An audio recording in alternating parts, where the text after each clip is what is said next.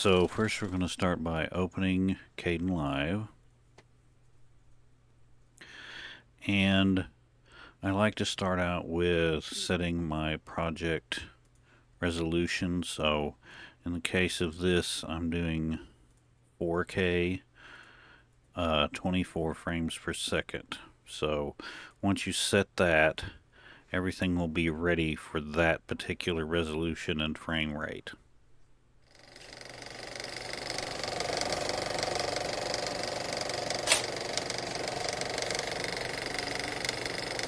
So one of the limitations of Kdenlive is that all the effects are currently only 8-bit compatible, but apparently that's supposed to change in the future, so that'll be good.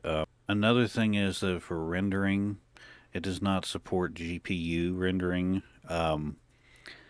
This is a disadvantage in some cases it is not. I think it's fine because when I'm doing all of this color grading stuff together, the rendering is around maybe 3 to 4 frames per second on this 8-core CPU, and in DaVinci, I get about the same frame rate for rendering with the GPU just because of all the color stuff it's doing. So I don't see it as that big of a disadvantage. Also, because it doesn't require a really fancy GPU, it'll run on just about any system. So, I mean, you want to make sure you have enough RAM to handle what you're doing, but other than that, it runs. So I see that more as an advantage than a disadvantage personally.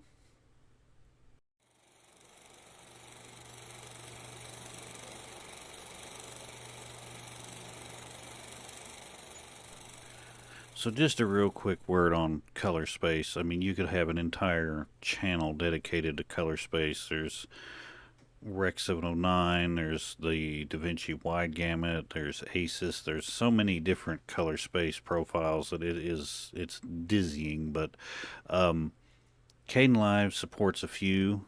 We will just be using Rec 709, but it does have a few tools for color space. You can transform into a couple different ones, but this would be a topic for another video and someone who would know more about it than me. I just wanted to quickly go over that we will be using Rec 709, but yes, there are other color spaces with wider color gamuts, etc. So just to go over that this does support a few, it just not what we're going to be doing with it.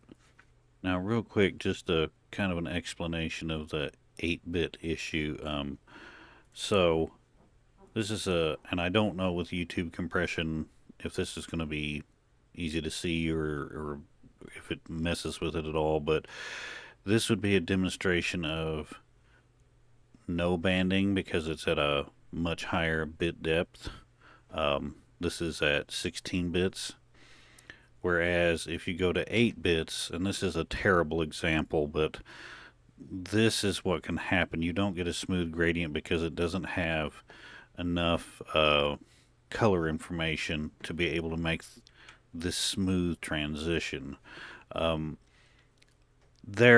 long as you're not doing too extreme of changes in the footage and it wasn't in real bad shape to begin with, it will either not be noticeable at all or not be there.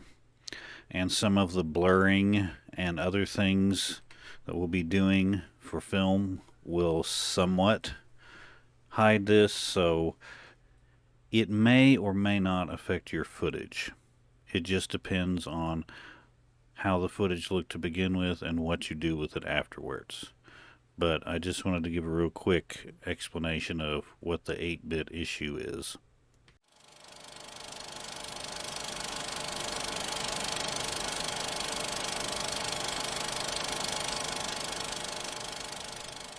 So another related thing with color spaces is log versus Rec 709. And I wanted to go over this real quick.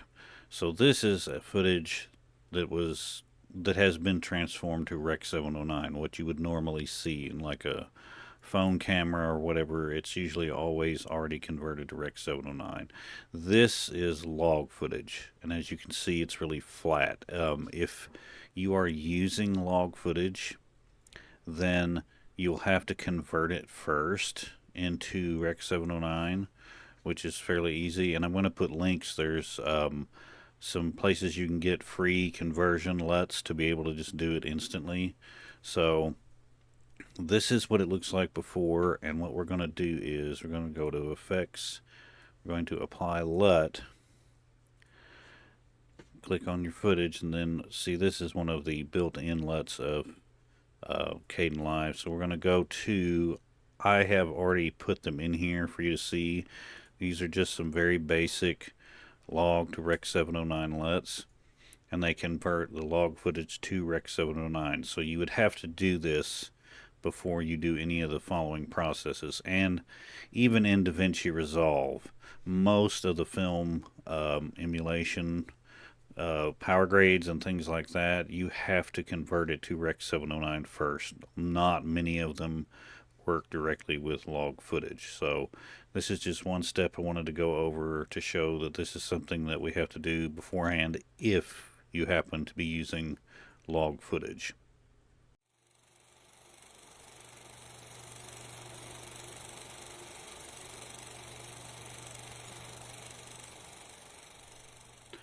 Okay, so now I wanted to do an explanation of some basic color grading. So if you were using log footage, then you have to convert it, like I said. But if not, we'll just assume for this purpose that you already have converted it, or that it already is Rec 709.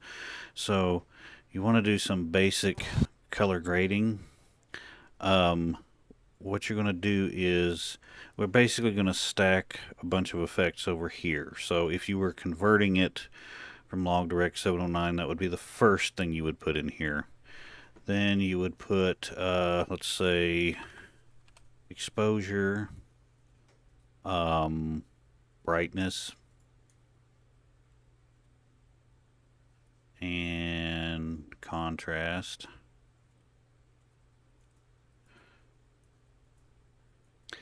Then I'd probably put in saturation and lift gamma gain. And finally, I'd probably put in color temperature just to be able to adjust that. Now, there's a whole bunch of stuff going on here, but basically all you need to know, you can shrink these down, turn them on and off as needed. I don't want to do a whole bunch to this footage, but just to give you an idea of what each one does. This is all has to be done before you do any kind of film emulation LUT. All of the grading needs to be done beforehand. So you would adjust your exposure, brightness, contrast, if it needed some more contrast, saturation. Oh, that's way too high. Lift gamma gain is a little more complex. It gives you more control, and I'm not an expert to be explaining any of this stuff, so I'm going to put links to at least one channel I know that goes over the color grading really good, so you would probably be better off to listen to that channel's advice, and I'll put the link down below.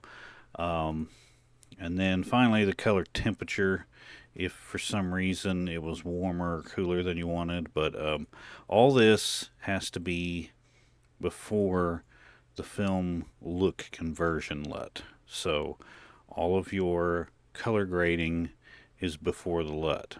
Now, because this is all 8-bit, the controls are kind of touchy, and sometimes you have to like type in the exact number you want just to get it right. But still, for the most part, they seem to work okay. So that's the basic stack for me anyway for color grading footage before I actually do the film emulation part of it.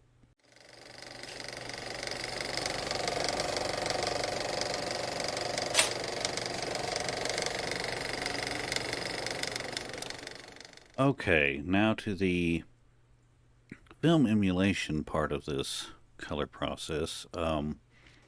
So I do the film emulation with Luts. As I said before, you need all of your color grading before the LUT because if you have to make any adjustments, they need to be done beforehand so it doesn't affect the LUT's ability to change it to the color profile for film if that's what you're doing. Now, as far as the LUTs go, we're going to try to use the built-in ones in Kdenlive. I'm going to demo several of my favorite ones I've purchased from other places, and I'm going to list all of the best in my opinion. There are literally thousands of places selling LUTs, and only some of them are really good. So I'm going to show you a few of those, and I'm going to put links to all of those. And that's as far as the color goes, that's the bread and butter of film emulation. You need a color palette that looks like old film. So first you need a LUT that looks like old film. Like I said, we're going to use Kdenlive's built-in LUTs to try to do our best, because that's one that you'll have available to you. But I'm going to go ahead and hit apply LUT. So that comes after the stack. Now we are going to use this green tint, but we're going to have to tame it down a little bit. But before we do that, I wanted to show you some of my favorite ones. This one comes from a French photographer, and these particular ones aren't very expensive either. And this is just a few of my favorite. He has more than this. So they have 1910, 1960, 1970, and 1980. And those are great for just general looks and can be modified to be just about anything you want. Another really good one, if you want like really, really old, like some of the two strip or other early film looks, this particular one, and like I said, I'll have links for all of them. I think his Technicolor ones are the best. For the general, just it looks like film, I would always recommend Sign Print 35. Let me find it here. Sign Print is just if you want to film something that looks like film, then that's what you do. It's always a good one. Let's see. Have some 16 millimeter. See, this one looks similar to the one that's in Kdenlive. That's why we're going to try to use that. That's from Retrofy. Those are really, really good. The absolute best ones are Analogical Lab. They're a little pricey, but worth it in my opinion. Let's see. I'm going to find my favorite ones here. Some of these look, some of the ones I have look absolutely exactly like film. So, that's all I'm kind of showing for this, but we're going to go into using the one that's in Kdenlive so we can actually do color grading, but I wanted to show you that look, however you want that look, may be something where you just get a LUT already and not spend days trying to match the color. You can just buy a LUT and then use it forever and have it the way you want it. And you can use it for video editing, photo editing, all that stuff. So we're going to be using this one and taming it down just a little bit to try to match the film look we're looking for. So one word on the color, the film color, there's two things you kind of need to know beforehand. What type of film are you wanting to emulate, like 8mm, 16mm, 35 millimeter or 70 millimeter, because they all have different characteristics on the size. The saturations are slightly different, but also the film stock itself, because each film stock has different characteristics, like T for tungsten or D for daylight. You know, which ones are you trying to emulate? So that's an important note. You need to kind of know what you need to research what it is that you're trying to do, so that you have a better idea of what you need to do to achieve that. Yes, a LUT will do that, but you also need to know what is the thing you're trying to emulate, or you're never even going to find the one that you're looking for. Now, like I said, with this built-in LUT, we already have colors that we want, and they look good. There's maybe a little bit too much contrast and maybe a little bit too much saturation. So I'm going to attempt to see if we can just adjust it slightly. Okay, so the contrast, not by much. And then the saturation, it just depends. See, we don't have a lot to play with here, so that looks about right. Okay, so the only other thing we might do is change some levels to where the shadows come up just a little bit. Let me see if I can find that. Okay, so let's look for levels.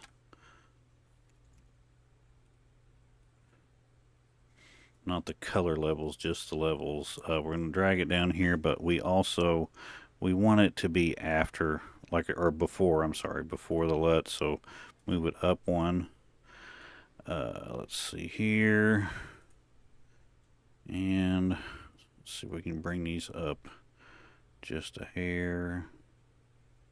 Like that. And the white output will bring down just the tiniest bit. Okay. Now with that, I want to bring the exposure up just a tiny bit. Alright, and I think that looks close enough. We're getting some nice bright colors. The blacks are just a little bit lifted up here, so it has more of a film look. The highlights are down just a tiny bit. So for the purposes of demonstrating this, we're going to call this good enough. Then we're going to render this footage. It's best to, once you get all the color right, it's best to go ahead and render it to a file so that you can do your other steps to it later, because all of this stuff in here, trying to make sure nothing happens to it, could, you know, you don't want to mess it up. I mean, you can always just save it as a project file, but I like to render it, and I'll show you how I do my rendering. So you want to go up here to project and render. I've already selected where I want the rendered file to go. I'm always going to suggest that you use lossless, H.264 plus AAC. Now the thing to know is these are really big files. Even small few-second clips can be up to a gigabyte. So that's one thing to know about this. But you don't have to worry about any loss of video integrity when you go to another step. You know, it's not like a copy of a copy of a copy. It's very high quality. So, alright, we're going to click render to file and let this do its thing.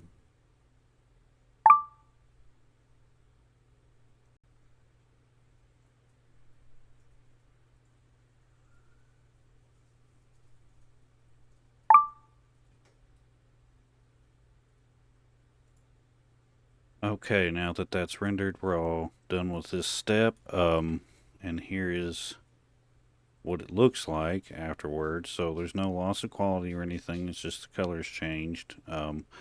So that's it for this video. In the next video, we're going to go over film blur and softness, and all little nuances and things, how to do it in there. But that's it for this one, and I'll see you in the next one.